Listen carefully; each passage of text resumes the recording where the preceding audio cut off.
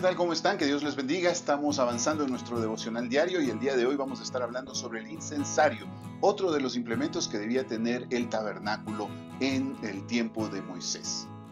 La cita bíblica que vamos a estudiar el día de hoy está en Éxodo capítulo 30, versos desde el 1 hasta el verso 10, y dice lo siguiente: Harás asimismo un altar para quemar el incienso de madera de acacia lo harás. Su longitud será de 1 codo y su anchura de 1 codo. Será cuadrado y su altura de 2 codos. Y sus cuernos serán parte del mismo. Y lo cubrirás de oro puro, su cubierta, sus paredes en derredor y sus cuernos. Y le harás en derredor una cornisa de oro.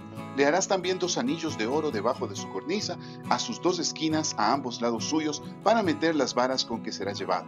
Harás las varas de madera de acacia y las cubrirás de oro, y lo pondrás delante del velo que está junto al arca del testimonio, delante del propiciatorio que está sobre el testimonio, donde me encontraré contigo. Y Aarón quemará incienso aromático sobre él. Cada mañana, cuando aliste las lámparas, lo quemará. Y cuando Aarón encienda las lámparas al anochecer, quemará el incienso, rito perpetuo delante de Jehová por vuestras generaciones. No ofreceréis sobre él incienso extraño, ni holocausto ni ofrenda, ni tampoco derramaréis sobre él libación. Y sobre sus cuernos hará Aarón expiación una vez en el año con la sangre del sacrificio por el pecado, para expiación. Una vez en el año hará expiación sobre él por vuestras generaciones. Será muy santo a Jehová.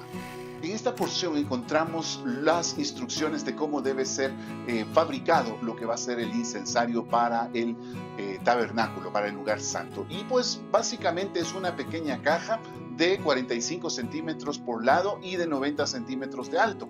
Esta caja pues tenía un recubrimiento de oro y en su interior se debía poner incienso para poder estar permanentemente aromatizando el tabernáculo. La razón principal que se piensa que se tenía esto era que en ese entonces, debido a que constantemente se estaba derramando sangre sobre aquel lugar y se estaba quemando a animales, pues el olor no debía ser nada agradable. Y para tratar de compensar este aroma, se usaba el incienso para poder ambientar el espacio. Notemos nosotros que mientras el altar de bronce estaba afuera, en la entrada del tabernáculo, y pues obviamente cuando se estaba quemando los animales, el humo salía al aire. En este caso el incensario se encontraba dentro del tabernáculo, en el lugar santo, y era pequeño, de tal manera que el incienso que se quemaba ahí, que debía durar durante todo el día, no era tan fuerte, es decir, no es que iba a llenar de humo todo el espacio, pero al menos sí iba a menguar un poco lo que era el olor que venía de la parte de afuera.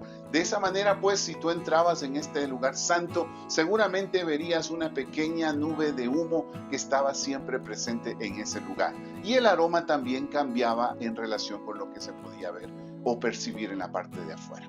Ese era el proceso, eso era lo que se esperaba. Y ahora también había una cuestión ya más espiritual. El sentido que se le comienza a dar a este incensario está relacionado con el tema de la oración.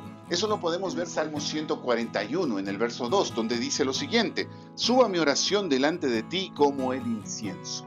Ahí nosotros vemos la relación entre el incienso y la oración, y no es la única vez. Más adelante en el libro del Apocalipsis nosotros vemos que los 24 ancianos que están delante del trono de Dios tienen cada uno una copa que tiene incienso, y este incienso, dice el texto bíblico, son las oraciones de todos los santos. La relación pues entre el incienso y la oración fue bastante fuerte en el pueblo de Israel.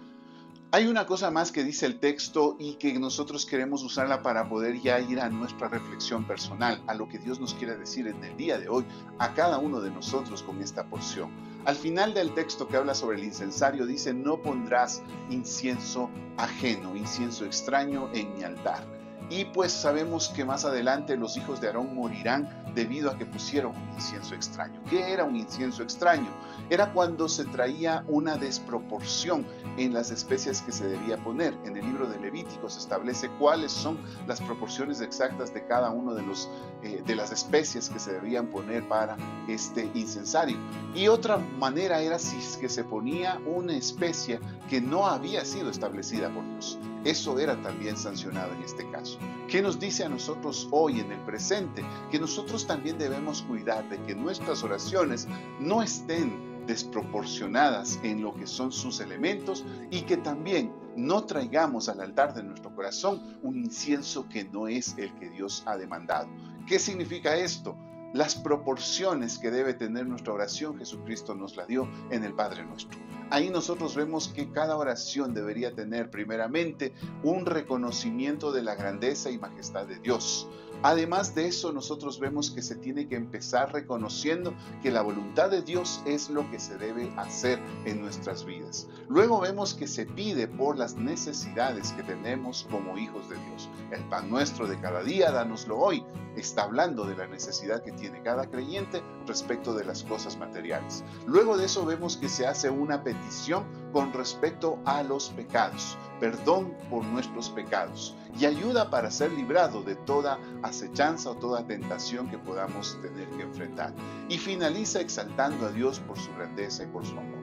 Esas proporciones deberían tener nuestras oraciones. Pero tranquilo, no significa esto que si es que en algún momento dado oramos olvidando todos estos elementos, Dios nos va a matar.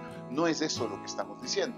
Lo que decimos es que siempre deberíamos tratar de que nuestras oraciones tengan esos elementos que Jesucristo nos enseñó, que sean ese aroma fragante porque estamos haciendo que nuestra oración suba con el aroma que Dios esperaba que subiese, reconociendo su grandeza, reconociendo su voluntad, haciendo las peticiones necesarias y también aprendiendo a pedir perdón por nuestros pecados, elementos que son necesarios en esa oración. ¿Qué sería una especie extraña en ese incienso que nosotros presentamos delante de Dios en nuestras oraciones? Es cuando nosotros oramos con envidia, cuando oramos con codicia, cuando nuestra oración simplemente está en pedir, pedir y pedir, cuando nuestra oración no está pensando en compartir, sino solamente en tratar de ser mejor que los otros. Cuando hay orgullo en nuestro corazón, estamos presentando delante de Dios un incienso extraño. Estamos ofendiendo a Dios porque estamos olvidando que la oración es un reconocimiento de su grandeza y no simplemente una especie de lámpara de los deseos a cual podemos ir y pedir todo lo que queramos. Así que nuestras oraciones sean adecuadas delante de Dios y que cuando nos presentamos a Dios para pedirle, que podamos también reconocer su voluntad, su grandeza, nuestros pecados y ahí sí presentar nuestras peticiones delante de Él. Que Dios te bendiga.